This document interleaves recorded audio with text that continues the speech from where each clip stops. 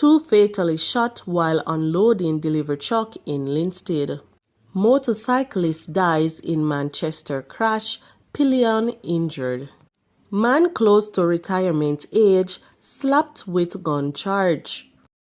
Please remember to subscribe, like, share, comment, and don't forget to hit that notification bell so you can always be updated with the latest news. Now for the news in details. Two men were fatally shot during a robbery at Berkshire Hall in Linstead, St. Catherine on Thursday. The deceased are 60-year-old truck driver Ferrol Bedward and 39-year-old laborer Miguel Jarrett, both of Bindlas, Linstead.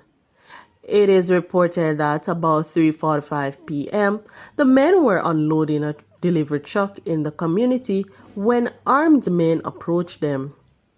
Bedward and Jarrett were robbed of an undetermined sum of money, then shot. The police were alerted, and the wounded men taken to the hospital. They were pronounced dead.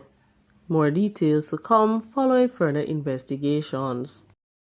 A motorist died as a result of injuries he sustained in a crash on the Content Main Road in Manchester on Thursday night.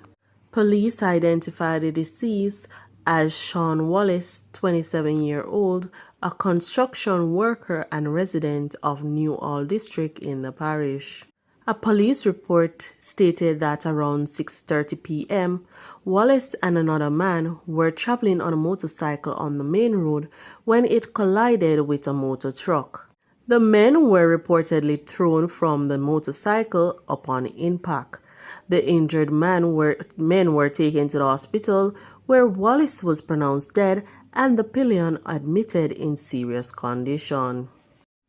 53-year-old Jeffter Blair, a driver of Wellington Drive, Micklington Meadows, Linstead, St. Catherine, was charged with possession of a prohibited weapon and unauthorized possession of ammunition by the Linstead police in relation to an incident in his community.